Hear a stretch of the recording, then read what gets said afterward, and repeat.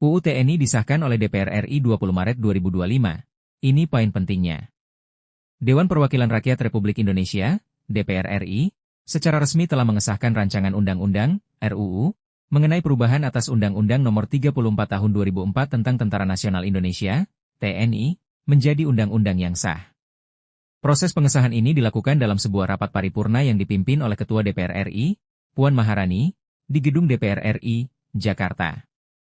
Latar belakang pengesahan UU TNI. Pengesahan RUU TNI ini merupakan revisi dari Undang-Undang Nomor 34 Tahun 2004 tentang Tentara Nasional Indonesia.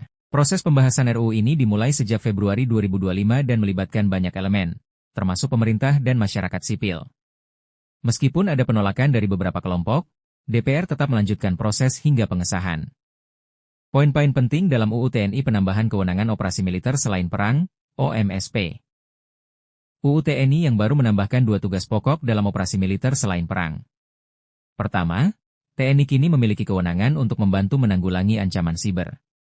Kedua, TNI dapat melindungi dan menyelamatkan warga negara Indonesia serta kepentingan nasional di luar negeri. Penambahan ini diharapkan mampu meningkatkan peran strategis TNI dalam menghadapi ancaman global.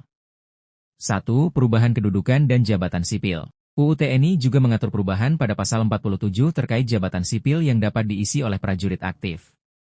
Jumlah bidang jabatan sipil yang bisa diisi prajurit aktif bertambah dari 10 menjadi 14.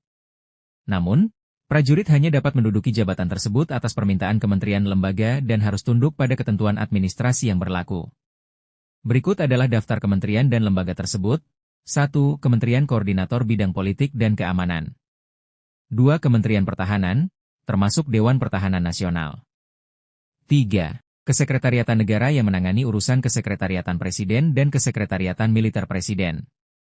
4. Badan Intelijen Negara. 5. Badan Siber dan/atau Sandi Negara. 6. Lembaga Ketahanan Nasional. 7. Badan Search and Rescue, SAR, Nasional. 8. Badan Narkotika Nasional. 9. Mahkamah Agung. 10. Badan Nasional Pengelola Perbatasan, BNPB. 11. Badan Penanggulangan Bencana. 12. Badan Penanggulangan Terorisme.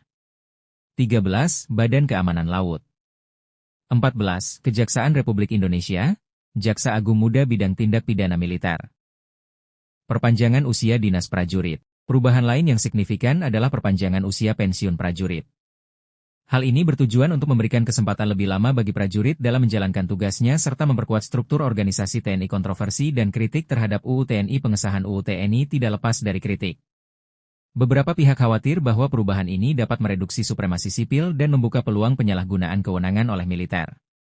Selain itu, keterlibatan prajurit aktif dalam jabatan sipil juga dinilai berpotensi menghidupkan kembali dui fungsi TNI. Dampak pengesahan UU TNI. Dengan disahkannya UU TNI, terdapat harapan bahwa institusi militer Indonesia akan menjadi lebih adaptif terhadap tantangan modern seperti ancaman siber dan geopolitik internasional.